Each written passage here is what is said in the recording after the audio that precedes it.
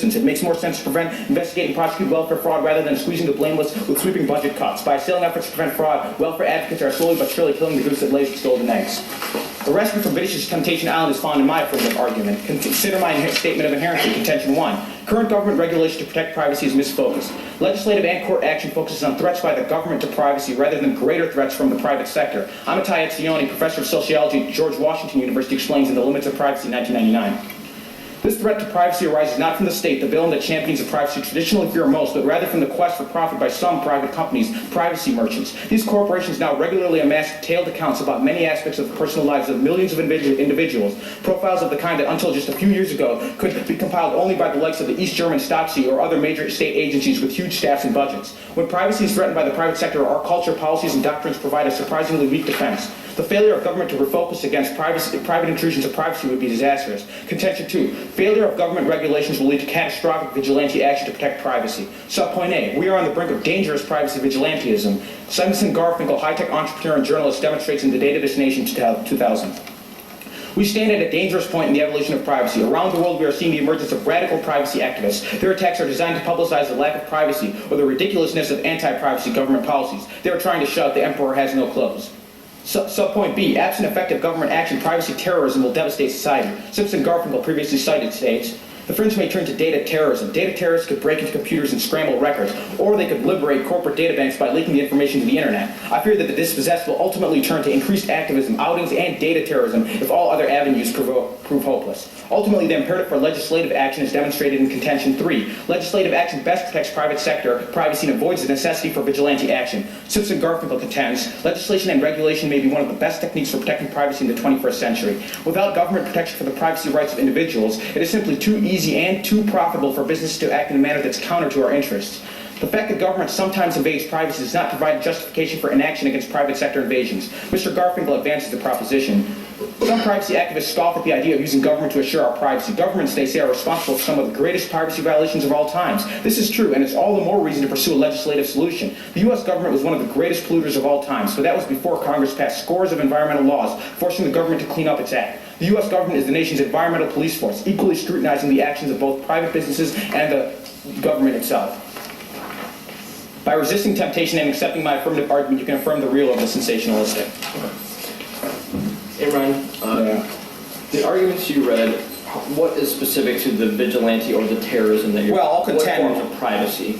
Well, a form of vigilantism might be stolen social security numbers or credit card numbers, bank accounts, stolen information, personal financial records. That privacy is low in the status quo? My contention is that right now our focus to aim to solve for privacy are actually misdirected. We're trying to isolate the federal government or the state at hand as the sole cause of all these privacy violations, while on the other hand, we're ignoring private sector invasions of privacy. So how do you do it? So how do you take action? My argument or my contention or advocacy would be that we should first initially focus more on private sector invasions of privacy. You don't work within the federal government, though? No, I'll contend not only do we focus more on private sector invasions of privacy, but we should also maintain our focus on the federal government. Well, isn't that kind of nebulous, though? Like, no. Congress passes relevant... Currently in the status quo, our sole policy or sole advocacy of addressing privacy issues relies on the federal government, meaning we should always look at the federal government's violations of privacy first as the most important in our country. My advocacy would be, this is the Etzioni Contention 1 evidence indicates that. My advocacy would be that not only do we first not continue to ignore the private sector invasions of privacy, which is seen in Contention 2, but we should also combine these views and use legislative action to solve. Okay, so what about Corey's affirmative talking about disclosing your gender role? Isn't that like... Well, my contention would be that in the status quo, when people are actually, or children are actually forced to go these genital operations when at birth, it's the federal government's advocacy or federal government's law not that actually... Hospitals? No, because the hospitals would only be going on the contention of what should be written on a child's medical record, i.e. what sexual status or gender they actually are. Isn't that disclosed to like people around like society, not the government? Well, my argument is that as soon as the private sector, like a hospital, follows the direction or the advocacy of a federal government, which, in this case would be referring to the medical records of a child, then they're actually ignoring the private sector violation itself. You want to stop? Sure. Thank you.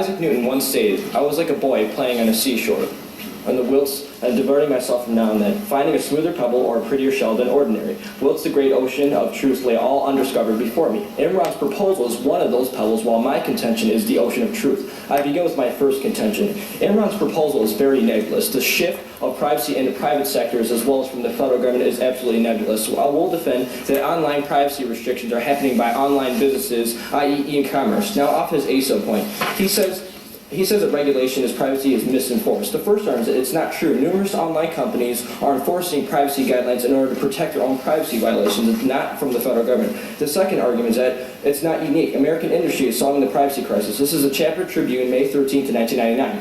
Industry is making a very rigorous attempt to protect privacy. More companies are posting privacy policies on their websites. The policies explain whether a site plans to collect personal data from consumers and what might to do with information. The Online Privacy Alliance says sites that account for 90% to 99% of web commerce already post and follow such policies. Now, his second contention is that it leads to vigilantism.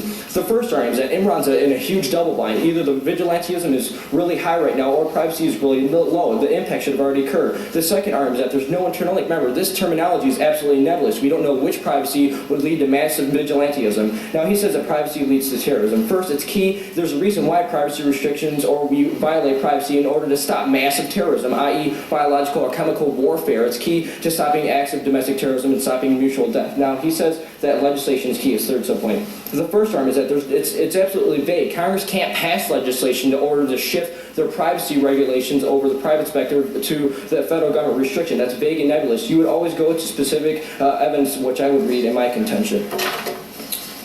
At last, I begin my contention to ban the practice of visual and body cavity searches. In a letter to Halifax, Franklin D. Roosevelt wrote, "We and all others who believe in freedom as deeply as we do would rather die on our feet than live on our knees. I demand that the federal government be granted to those who are unreasonably strip searched and our effective zeal to win the war on drugs. The current practice of visual and body cavity searches are systemically applied to innocent travelers seeking entrance into the United States." Contention 1.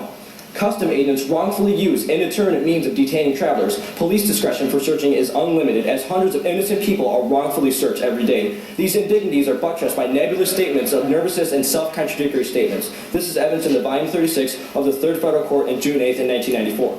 Petty government officials will be able to monitor bowel movement searches on the basis of unreliable drug core profile evidence, as long as the profile evidence is accompanied by some evidence of nervousness, self-contradictory statements, or seeming evasiveness on the part of the traveler. Where the traveler is innocent, of course, it's not unlikely that under questioning, the traveler will become nervous and provide inconsistent responses if custom officials choose to apply the majority standard aggressively. The lines of travelers seeking entrance to the United States who are diverted for lengthy and humiliating bowel movement searches will surely grow long. Many of these travelers will be innocent. The imperative to act is provided in contention 2. Visual and body cavity searches are the worst invasion of privacy. We have a moral obligation to end these repugnancies. Subpoint 8. Strip searches conducted by custom agencies are the worst form of privacy violation. The inspection of the anal and genital areas spawns dehumanization and submission. This is indicated by volume 117 of the Third Federal Court, June 25th, 1997.